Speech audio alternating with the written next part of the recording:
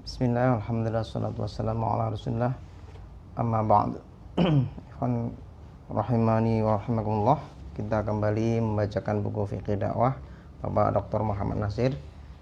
Setelah cukup panjang dalam banyak sesi kita membahas tentang cara berdakwah. Yang pertama yaitu dengan hikmah, dengan banyak makna hikmah yang sudah dipaparkan.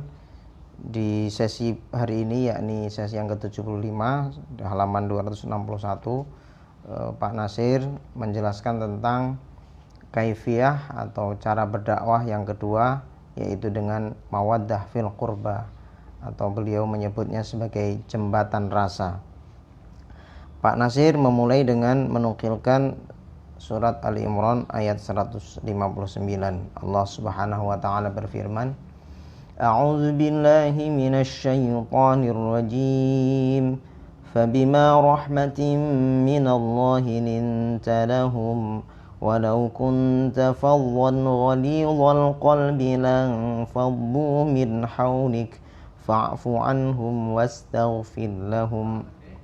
Maka adalah sebagian dari rahmat Allah kepadamu bahwa engkau bersikap lemah lembut terhadap mereka, dan sekiranya engkau berbudi kasar dan berhati bengis, tentulah mereka akan lari dari kelilingmu. Sebab itu maafkanlah kesalahan mereka dan mohonlah ampun untuk mereka. Surat Ali Imran ayat 159.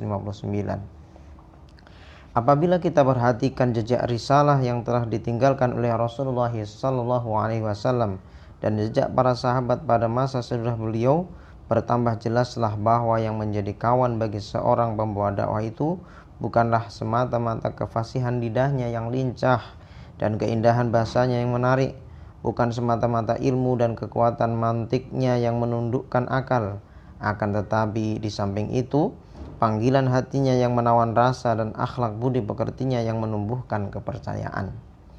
Tempat kedua unsur ini berada di luar bidang teknik semata-mata. Letaknya lebih banyak pada kedudukan jiwa, yakni pada tingkat keimanan dan takwa, pada mutu karakter seseorang mubalik itu. Kedua-duanya merupakan pula sumber tersendiri bagi daya panggil dan daya tahannya seorang pembawa dakwah. Pak Nasir dalam poin ini mengingatkan bahwa tidak hanya sekedar teknik-teknik, kemudian ilmu, tetapi juga memerlukan yang namanya bekal takwa. Dalam pasal yang terdahulu telah kita kemukakan bagaimana pentingnya bagi seorang mubalik mengadakan komunikasi yang kita namakan kontak pemikiran, dan faedahnya mencari titik pertemuan atau kalimatun sawa dengan mereka yang dihadapi, yakni dengan mat'u. Ini bisa dicapai dengan ijtihad yang bersifat ilmiah. Di samping itu dalam bab fiqh dakwah telah pula kita singgung apa yang disebut dengan mawaddah fil qurba, yakni hubungan rasa antara kedua belah pihak yang diperlukan sebagai jembatan bagi dakwah yang hendak disampaikan. Ini terletak di luar bidang rasio dan tidak dapat dicapai dengan semata-mata ilmu. Ia merupakan pancaran kolbu, bukan pancaran otak. Semahir-mahir seorang mubalik bertukar hujah dan argumentasi, dia tetap menghajatkan hubungan rasa itu, dan dia tidak boleh mengabaikannya. Dapat difahamkan kenapa Rasulullah SAW menegaskan bahwa yang diharapkan dari umat yang dihadapinya hanyalah mawaddah fil qurba. Sebagaimana di surat Ali Imran ayat 159 di atas, maka adalah sebagian dari rahmat Allah bagimu bagi engkau bersikap lemah lembut terhadap mereka, dan sekiranya engkau berbudi keras dan berhati bengis, tentulah mereka akan lari dari kelilingmu. Sebab itu maafkanlah kesalahan mereka dan mohonkanlah ampun untuk mereka. Ingat kita kepada doa Rasulullah SAW yang telah kita sebut di bagian yang terdahulu, sewaktu beliau dilempari batu oleh orang banyak di Mina sehingga kakinya berdarah. Doa Nabi adalah, Allahumma hdi qaumi fa innahum la ya'lamun. Wahai Tuhanku, tunjukkanlah kaum ini lantaran mereka sesungguhnya tidak tahu apa yang mereka perbuat. Begitu lembut hati Rasulullah SAW. Itu diantara makna mawaddah fil qurba. Suara jiwa yang demikian itu hanya bisa keluar dari rasa cinta kepada umat yang sedang dipanggilnya kepada kebenaran. Rasa sedih Rasa sedih mengenangkan nasib mereka bila mereka terus berada dalam kesesatan. Rasa cinta kepada risalah yang sedang dibawakan. Dan semua itu akhirnya bersumber kepada rasa cinta kepada yang mempunyai risalah, yakni Al-Khaliq Ar-Rahim, Allah Subhanahu wa taala. Ingat pula kita pada doa Rasulullah sallallahu alaihi wasallam yang melompat dari lubuk hati beliau pada suatu saat yang amat genting, yang dirasakan sebagai saat yang menentukan bagi jalannya risalah, yakni di medan perang Badar.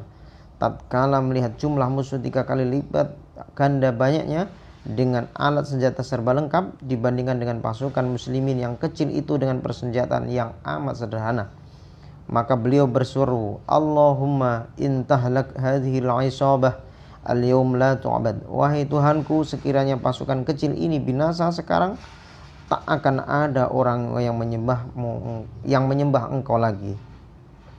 Tingkat rasa cinta yang ada pada Rasulullah sallallahu alaihi wasallam sebagai pendukung risalah yang demikian itu adalah tingkat yang paling tinggi yang hanya dapat didekati oleh seorang pembawa dakwah dengan latihan ruhani yang terus-menerus, dengan pengalaman dan perasaan yang intensif dalam segala suka dan duka yang sudah menjadi pembawaan dari tugas yang dipikulnya.